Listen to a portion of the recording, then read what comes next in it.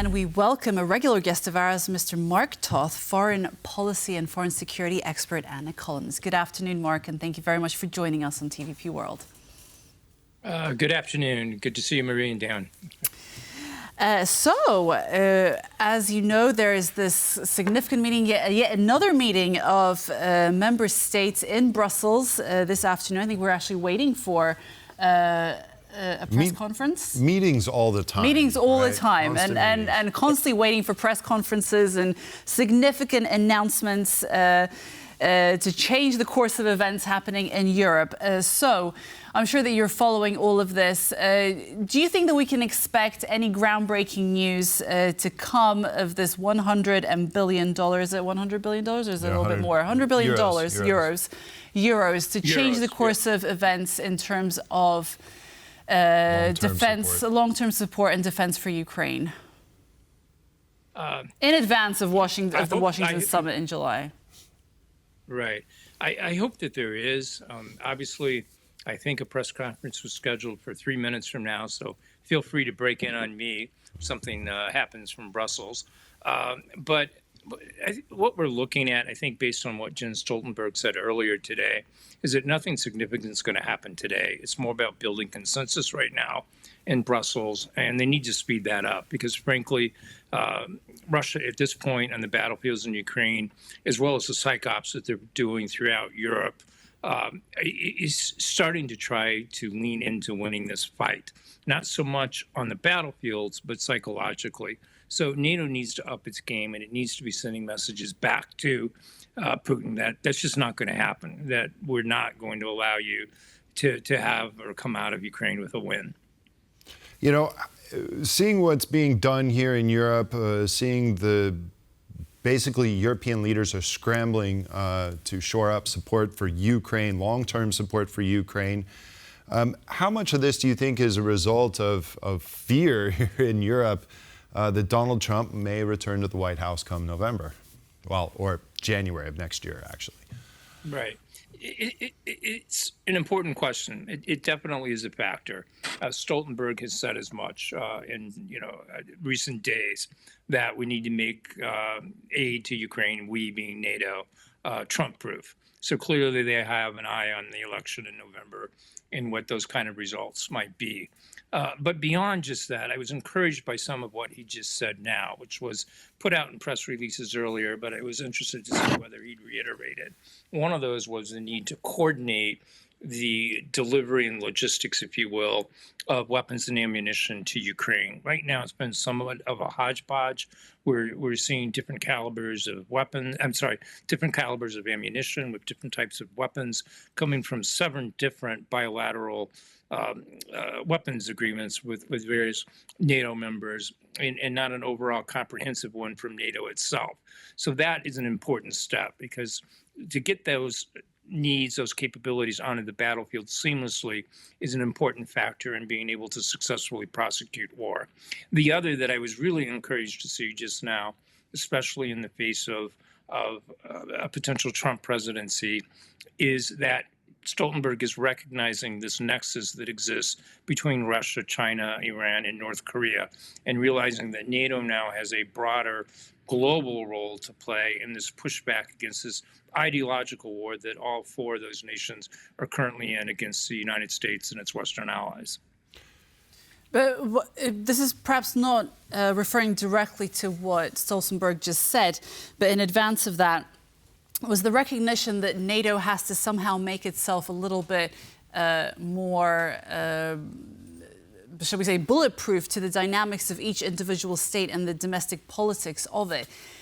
In practice, how is that possible? Because essentially, the country states are members of NATO, and what happens internally will affect how they operate within the alliance. Subsequently, GDP contributions, etc. Right. Marie, it's an insightful question. NATO as a combined entity needs to find a new path forward. It clearly now can't just be looking to Europe, as I just mentioned, but has to be looking globally, because the threats that affect Europe now simply aren't coming from Europe itself or from Russia. It's coming from all angles. And that's not just military angles, that's economic angles, that's terrorism that was referenced by Stoltenberg as well in his comments just now. In terms of each individual country, it's going to be tricky. NATO may need to revisit its charter and look at how it organizes itself as this combined member state alliance. You've got it's right now, understandably, and it shouldn't change. It's a defensive organization, and so that makes it somewhat difficult to get ahead of the curve, to be proactive along the lines that you suggest of closely coordinating things in advance. But it can do better, and it must do better. And I think that's something that NATO member states should be taking heed of. And I think you're right to call that out and to question that. Well, one of the latest criticisms we've heard of, and we constantly do hear this, is that NATO has no purpose anymore since the Cold War has ended. I'd say that the Russian aggression in Ukraine has definitely pointed out why we need NATO as a security guarantor here in Europe. But Mark, you just rightly mentioned some other global threats that unite the Western world. And something, especially when we bring China, North Korea, or even Iran into the mix, that still brings Europeans and Americans together. It unites our values, and I think we should see that as a common enemy. So I guess the question that I'm trying to pose is it possible for and should NATO redefine its role as an organization? Absolutely, in my opinion. NATO is needed now more than ever. And I think for a long time, NATO certainly, while it has partnerships with different groups around the world in terms of coordinating security and defense, has been Europe-centric, understandably. That's what it was set up for. And North America, obviously bridging the Atlantic to Canada and the United States. But now that we are into this new age, this dystopian ideological World War III, as I've called it previously, for the Daily Mail as well as on Fox News, it now needs to take on a new evolved role, and it's a global one. And so I think and I think we get that here in the U.S.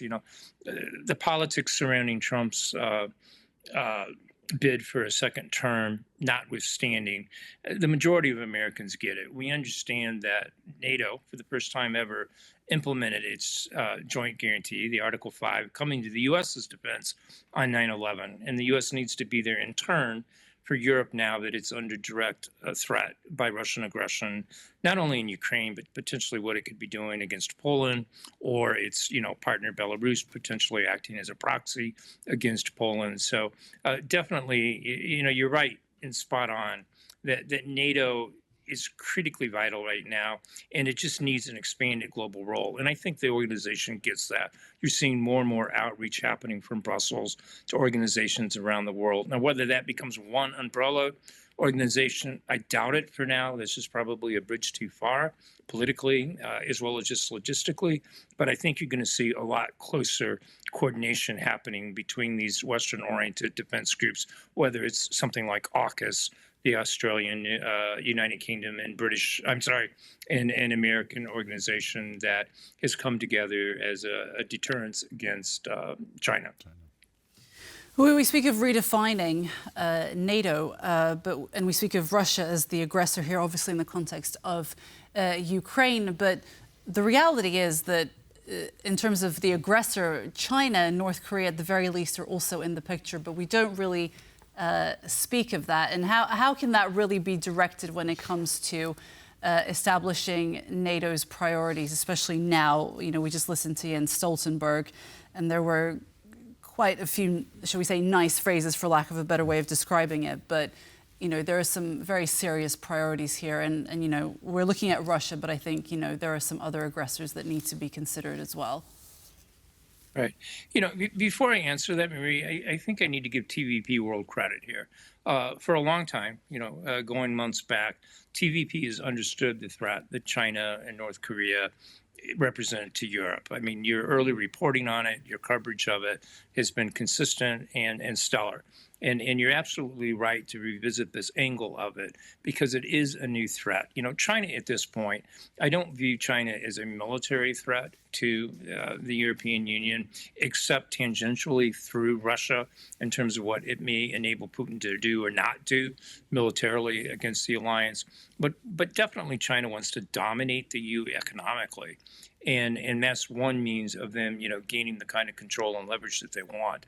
And I think it's important for NATO, not just as a military organization, to understand the military threats that are posed by China, but also the economic threats that can undermine the EU's ability to build its own, and NATO as a capability to build its own defenses up, which need to be. And I recognize, you know, there was an op-ed today by the three members of the Weimar Triangle in Political European, the EU version of Politico, an American publication that was Anna Bauerbach from Germany, Stephanie Sojourny from France, and then your own Radosław Sikorski from Poland was basically saying, look, we are facing the threat of our times. You know, our children's future is at stake.